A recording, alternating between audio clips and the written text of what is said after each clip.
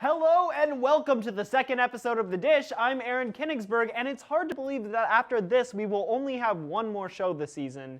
You know what? My mom was right. Time actually does fly when you're making fun of celebrities. Welcome to The Dish.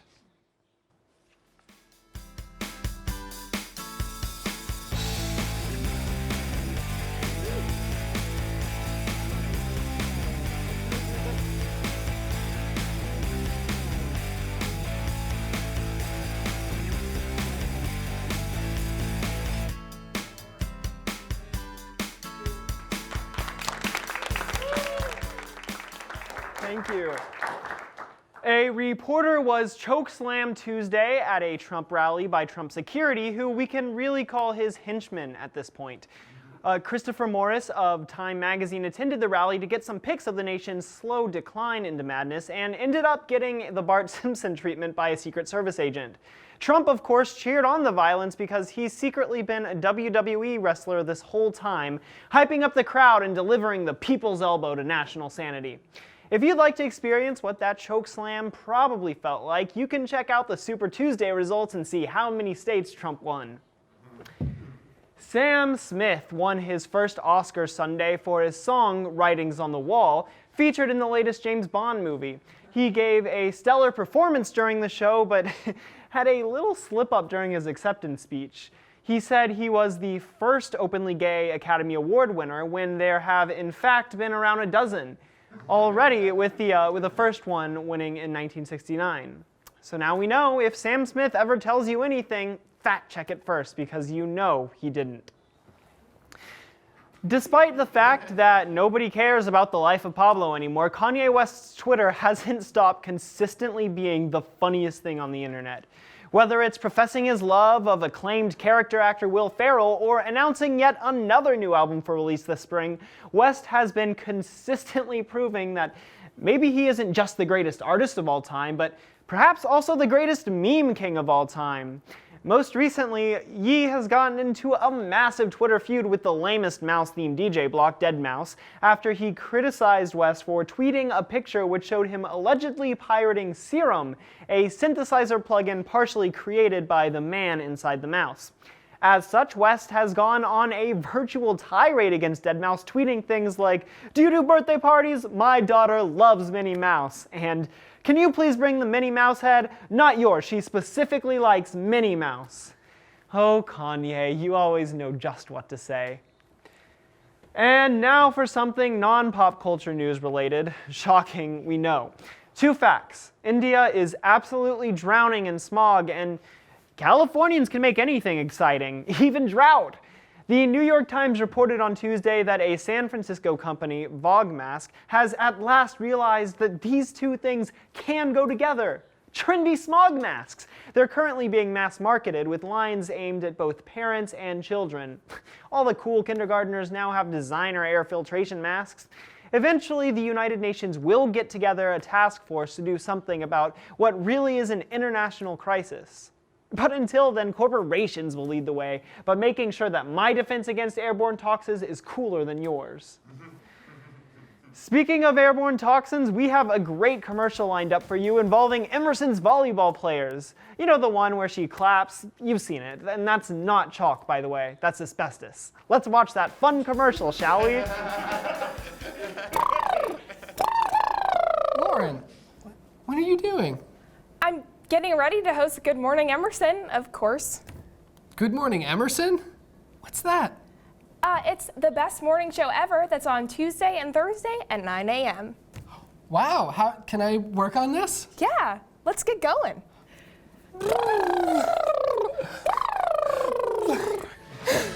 Red leather, yellow leather, red leather.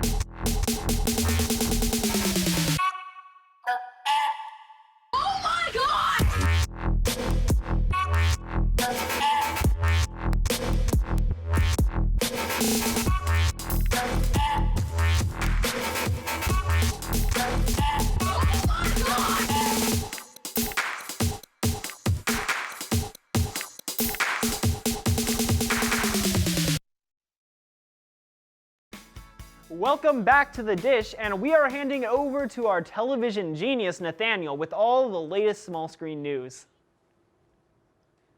Thanks, Aaron. It's a new month, which means Netflix is changing the guard again. Groundhog Day is back in the lineup, which is fitting because I'm definitely feeling trapped in a stupid time warp. Because Pee-wee's Big Holiday hits Netflix this month, the first Pee Wee Herman film since 1988. Development was delayed by a lot of things, like Pee-wee getting caught in an adult cinema Hermaning as Pee-wee, if you know what I mean. The lack of a network is brave and stupid as Netflix to do this, and the world slowly realizing that nothing is more terrifying than that plaid suit.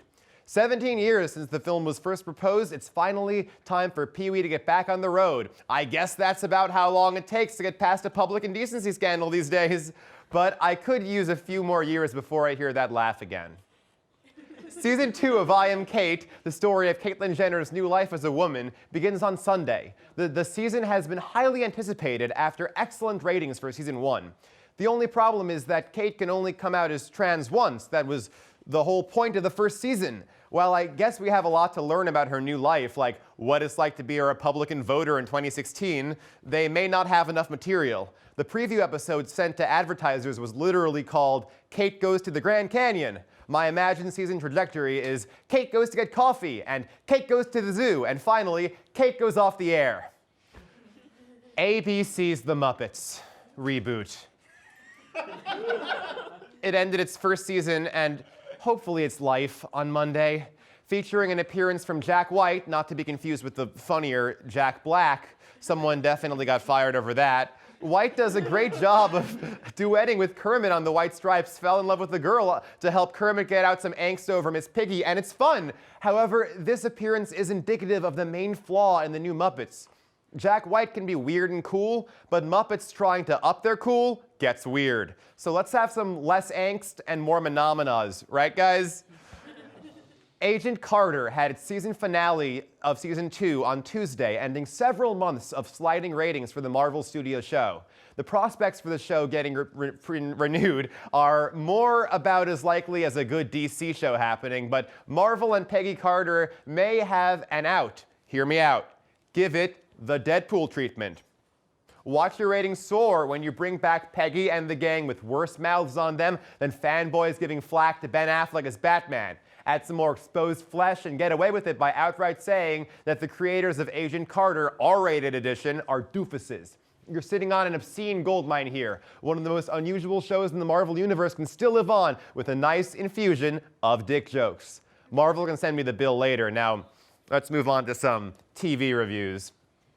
And let's get back to the biggest disappointment of my life.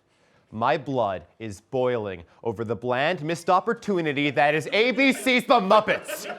Apparently, showrunners Bill Prady and Bob Cushel have forgotten why everyone loves Muppets. I'll tell you one thing. It's not so that we can hear about how much Fozzie Bear likes to bang his hot human girlfriend, or so we can hear Kermit the Frog say, "Oh, my new girlfriend is so sexy."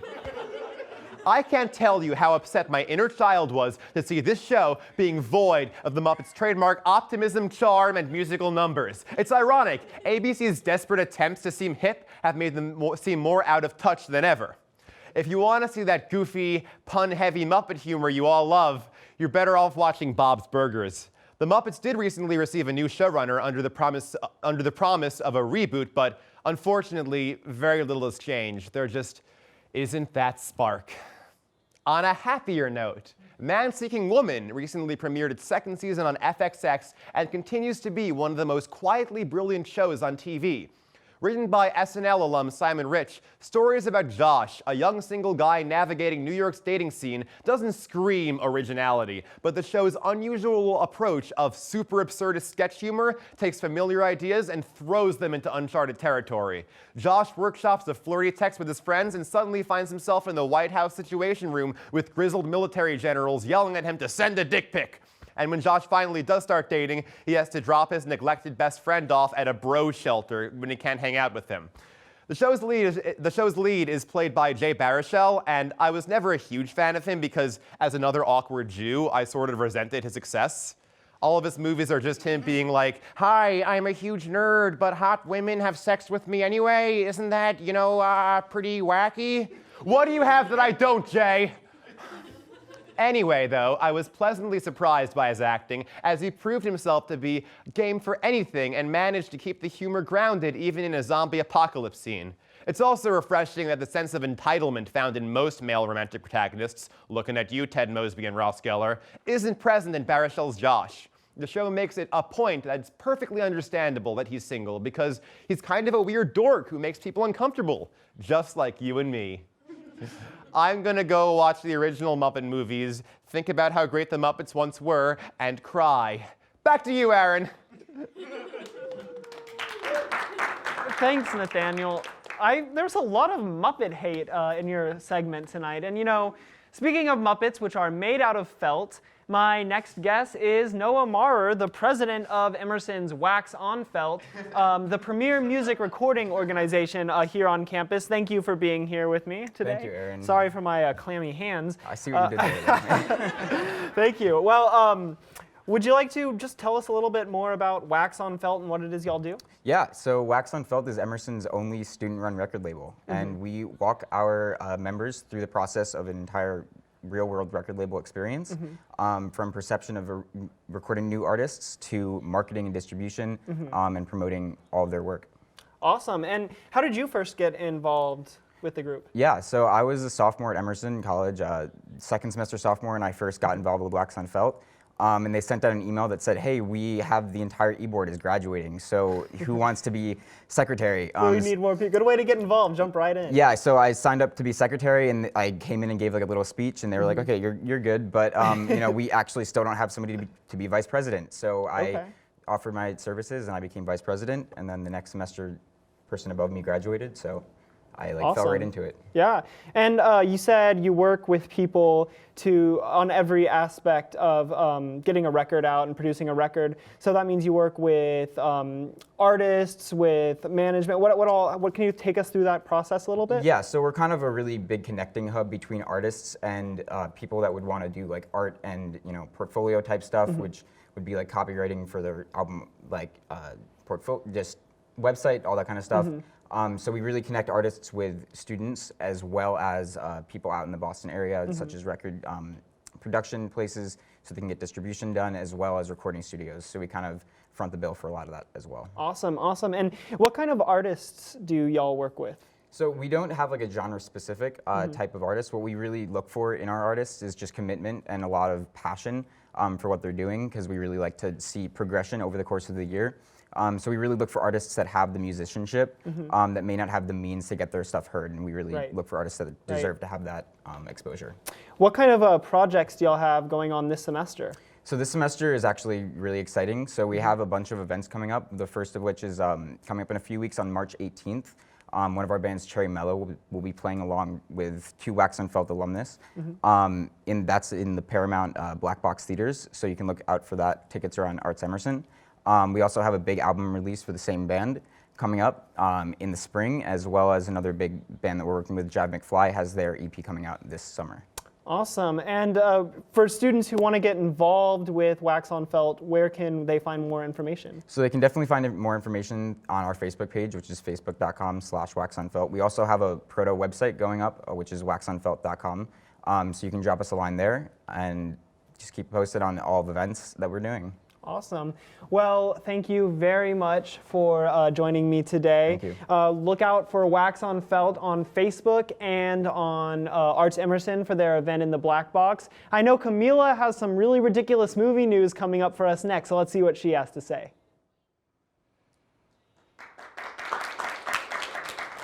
Ridiculous doesn't even come close to it, Aaron. Sunday night, viewers of ABC were shown one of the most horrifying sights ever displayed on modern television.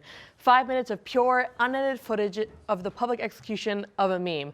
That's right. This Sunday, Kids' Choice Award winner Leonardo DiCaprio became Academy Award winner Leonardo DiCaprio when he took the Oscar for screaming the hardest in The Revenant.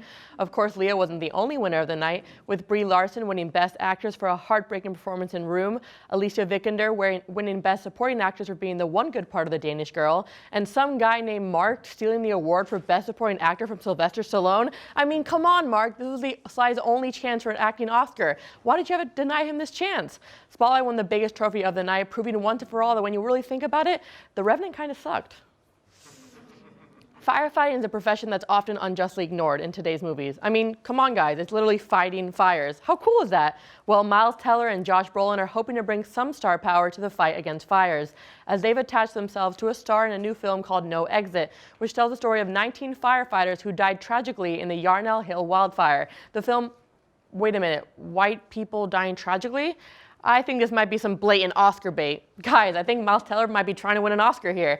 I think he might have a shot. I mean, he's one of the most talented actors of our generation, and oh wait, it's being directed by the guy who did Tron Legacy? Never mind, this movie's gonna be awful. Do you guys remember Surf's Up? It's okay if you don't. It came out like 10 years ago when the housing market hadn't crashed and movies could just be about surfing penguins. But if you were one of the 7 people who were praying for a sequel to the classic film, boy, do I have some good news for you. Sony Pictures has just announced Surf's Up Wave Mania for release in 2017.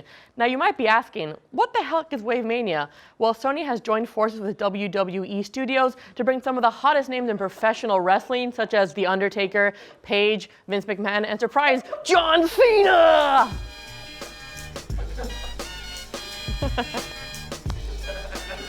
To voice zany cartoon penguin surfers. I wish I was joking.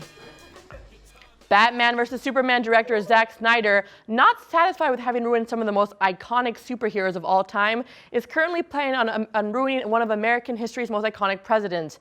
In an interview with Bloomberg, Snyder revealed that he's in the process of developing a 300-esque gritty retelling of the story of George Washington. Move over, Hamilton, because the story America really needs to hear about is the one about Washington brutally decapitating a bunch of redcoats amidst heavy-handed images of crucifixes and the ashes of American flags. Presumably afterwards, Zack Snyder will have his eyes set on doing a gritty, stylized reboot of the Vietnam War or another dark, depressing moment in American history that can easily be exploited for cash. Speaking of crappy reboots, I'm going to review one right now. When making a sequel, you basically have 2 choices. First, you can take the popular characters that everybody loved and find something entirely new for them to do. Alternately, you can put the popular characters in the exact same situation that they were in before, and then focus on amplifying everything to make the new movie feel bigger than the first one. Zoolander 2 goes with the second option, or the hangover option as I like to call it, aka not recapturing the magic of the original movie. If you haven't seen the original Zoolander since you rented it out at Blockbuster Video in 2003, that's okay. The film opens with a cheesy montage sequence that gives you the basic details of the end of the first film to get you caught up with what has happened to our characters in the intervening years. The Derek Zoolander School for kids who can't read good and want to learn to do other stuff good too completely collapses 2 days after opening, killing Derek's wife and disfiguring Hansel. Shortly thereafter, Derek loses custody of his son. Since then, he's been in hiding until a request comes from Alexia Atos, a floaty orange blob of botched facial surgery played by an unrecognizable but uber-funny Kristen Wiig. Atos is a love interest of returning villain Mugatu, who is so hot right now. While that only scratches the surface of the actual plot, I'm just going to leave it there because the plot just isn't that important. The plot of Zoolander 2 jumps all over the place as needed to serve the jokes. Even as the film wraps up, you get the distinct impression that the script went through so many rewrites that parts of the previous versions were accidentally left in. All this would be okay if the jokes were good enough to hold up the entire movie. In the final analysis, Zoolander 2 feels less like its own movie and more like a gift to all the fans who have kept the character popular for all these years. Now, that's not a bad thing. If you are one of those fans, you'll likely enjoy your time spent with these characters. Zoolander 2 succeeds at being more than the first film, but like they say, more blue steel isn't always a good thing. Back to you, Aaron. Thanks, Camille. You very much inspired me to practice my own blue steel in front of the camera crew while we take a short commercial break. See you soon.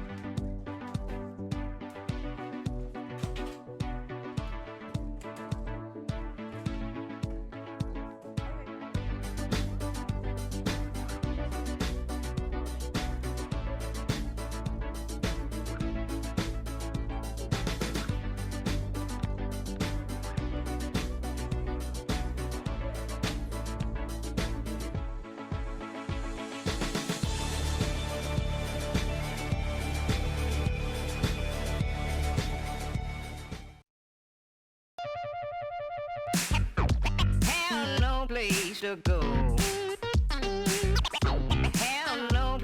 to go. Darling, have no place to go. Have no place to go. Goodbye, baby. Welcome back to The Dish. Next up, we have our music correspondent, Sean, who has perfected the art of pretending to be listening what you're saying, when really he has both headphones in and hasn't heard anything you've just said. Sean? You're not wrong, Aaron. Selena Gomez and Wiz Khalifa fans, if there is an overlap between the two, get excited because it looks like the two are collaborating. Gomez has recorded with big rap names like Fetty Wap and A$AP Rocky for her Revival album, so this genre mix is a surprise to nobody. The only thing that we don't know is if the collaboration is for Selena's next album or for Wiz's. But what we do know is that Wiz featured Selena in the Snapchat story and that she got to hang out with his puppy, Max B. Snapchatting and hanging out with dogs? Recording an album sounds a lot like what I do when I go for a walk in the common. Pop star Justin Bieber just turned 22, and his big birthday wish wasn't for a cake. The sorry singer got a shirtless wax figure at Madame Tussauds. The figure is at the Las Vegas location and has Justin's chiseled physique, Calvin Klein underwear, and tattoos and all. I really miss when he was just a kid and all he wanted for his birthday was a Range Rover, even when he wasn't old enough to drive. Zayn Malik released a new single and music video called It's You.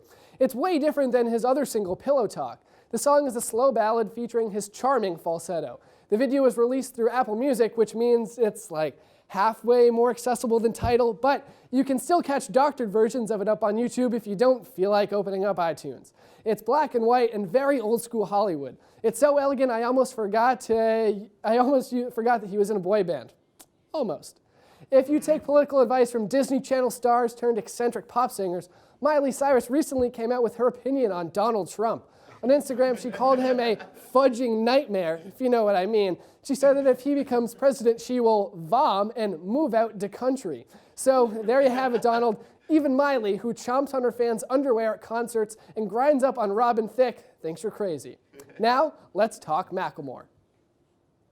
Everybody, calm down. Macklemore and Ryan Lewis have dropped their newest album, This Unruly Mess I've Made, Saints Be Praised. The lead single, Downtown, starts with a pretty cool piano bass beat, and then Macklemore comes in rapping about mopeds. You can picture how this dialogue went. Ryan Lewis shows up, and Macklemore with the new beat, and he's like, hey, check out this instrumental I've been working on. Oh, sick. I've already got some ideas flowing. Yo, I'm gonna rap about buying a moped. Okay, yeah, that's cool. Let's keep brainstorming, though. No, I got it. I'm just gonna keep talking about my moped and how I'm gonna get these honeys. Okay, but like, I've been working on this beat for a while. Maybe we could think of something more. Nope, definitely mopeds.